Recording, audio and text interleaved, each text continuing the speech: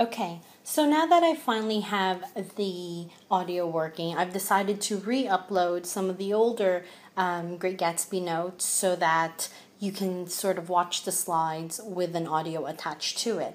I just thought with, me being able to expand the ideas that are in the notes, you could listen to them, rewatch the notes, and it'll sort of help you out in your essay that's going to be assigned today. So, granted that you've already taken the notes, you can just sort of breeze through the slides and I'll talk about the points, and hopefully it'll give you a better understanding of the notes for the chapters 5, 6, 7, and 8, and hopefully it will be beneficial for your essay.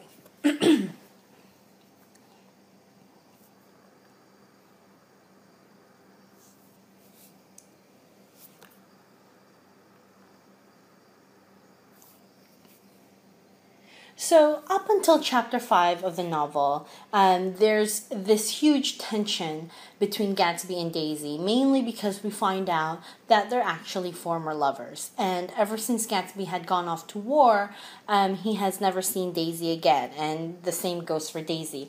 But there have sort of been hints at the very beginning of the novel that there's still very much a special place for each of them in each other's hearts. And the more we learn about their actual past, the more it's inevitable that these two actually meet. Now, in this particular chapter, in chapter 5, where there's a reunion between the two former lovers, you can really see Gatsby's nervousness. He's nervous about the present and about how Daisy's attitude may have changed towards him. And this whole uncertainty about time and what has happened over time is symbolic in the moment when he knocks over Nick's clock. Everything about this novel, well, not everything, but most things, is very much a symbol of something. And this whole idea that Gatsby knocks down Nick's clock right off of its stand suggests that not only is he physically nervous, but it really symbolizes the uncertainty of time and the changes that time can bring about. It also symbolizes his clumsiness in his attempt to stop time and retrieve the past. Because as you know, that's what Gatsby essentially tries to do. He tries to stop time from moving forward and retrieve what's happened in the past, retrieve a past love that he and Daisy once shared, and bring it to the present moment.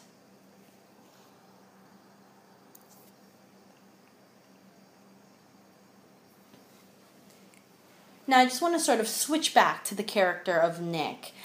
He claims to be an honest person. He tells us this as the narrator of the novel. And we also notice that Nick seems to tolerate a lot of things. He tolerates Tom flaunting his affair with Myrtle all over New York City and during their party. And in chapter 5, he willingly facilitates the meeting between Gatsby and Daisy, thus suggesting he's tolerating the possibility of an extramarital affair between Daisy and Gatsby, and that this can potentially ruin her marriage. But he goes along with the plan anyways. But what's ironic is that even though he goes along with all of these things that he sees and all of these extramarital affairs that he sees going on, he still describes himself to be disgusted by the moral decay that he witnesses amongst the rich in New York. But he pretty much is involved in the whole whirlwind of it.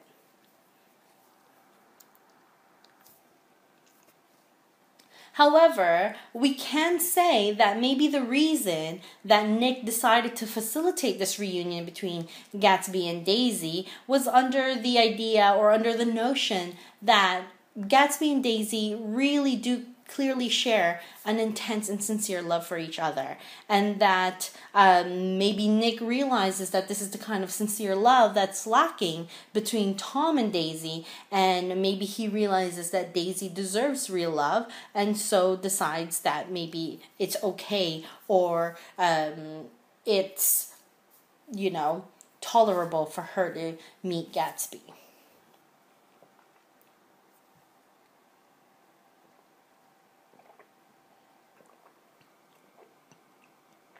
Now, one of the themes and one of the issues I talked about before we read the novel was the fact that although there were a lot of people becoming rich, and gaining a lot of money and really climbing the social and financial ladder during 1920s America, there were still very clear class distinctions between the old rich and the new rich. And chapter 6 explores the topic of this social class and the divide of the social class and how it relates to Gatsby. Now we find out Gatsby's real past, where he really comes from, what his real history is. And he's aware of this. He's aware of the poverty that he comes from. And he's embarrassed by his past and by his family's very low social class. What he does develop is a powerful obsession to gain wealth and status. And what he does is he recreates himself. And it's this recreation that symbolizes his desire to leave his lower class identity and recast himself, rebrand himself as this new wealthy man with a brand new identity. And this is the person that he's actually envisioned himself to be.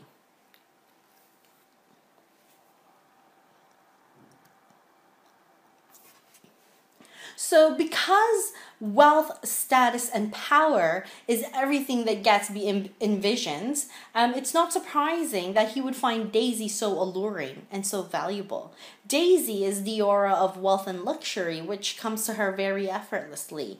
Because she comes from this aristocratic background, she also values wealth and materialism, which makes her the epitome of everything that Gatsby invented himself to be. And it's this ability to make his dream a reality, to take himself out of this sense of poverty, this very low social class and background, and to make himself into a new person. It's that ability that really makes him great. That's why he's the great Gatsby. His most powerfully realized dream is his own identity and his own sense of self. He's sort of adapted himself to be a whole new person. And not only a whole new person, but the person he actually envisions and dreams himself to be.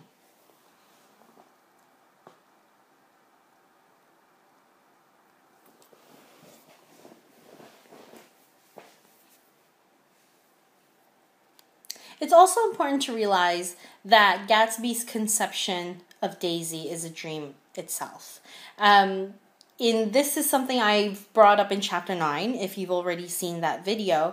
Gatsby sees her as the sweet girl, the sweet innocent young lady he fell in love with in Louisville, and he blinds himself to the fact that, or to the reality that, she would never actually desert her own class and background to be with him. She would never leave and desert her old rich society to, be with someone from the new rich.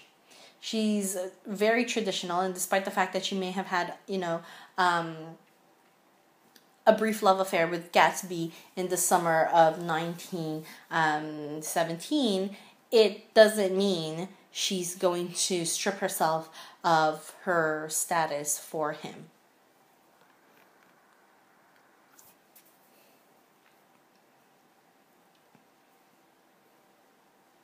And going back to the distinction between the old rich and the new rich, even though Gatsby has the same amount of money as Tom and the Sloanes, they continue to regard Gatsby with aristocratic contempt. And you see this in chapter 6 when the Sloanes actually come to Gatsby's house.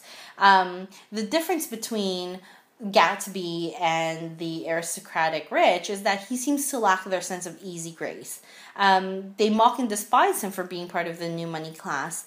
And this clearly shows that even amongst the rich, there are still clear class distinctions. And you see this in that moment in chapter 6 where they invite him out for dinner. Gatsby willingly decides he's going to go. As soon as he grabs his coat, Tom mentions, does he really think we want him to come? He thinks that he doesn't realize that, she doesn't want him there. And what they do instead is just sort of sneak out of his house before Gatsby even has a chance to return. And when he comes back, they're all gone.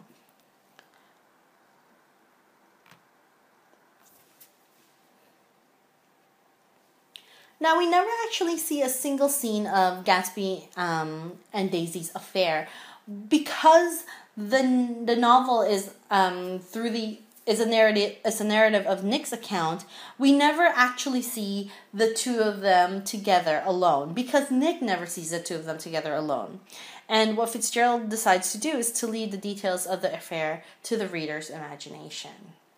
But it is very much, as readers, we're very much alluded to the fact that there is definitely an affair going on and that they are spending a lot of time together, and that's clearly why Gatsby stopped throwing his parties and he fired a lot of his help around the house, just so to avoid any rumors or gossip going around of his meetings with Daisy. Okay, so those are the notes for 5 and 6. I'm also going to re-upload the notes for chapter 7 and 8 along with the audio for the same purposes, so that you can watch them and hopefully it'll help you with your essay. If you have any questions about what I've said throughout the slide, feel free to email me anything you have any concerns about.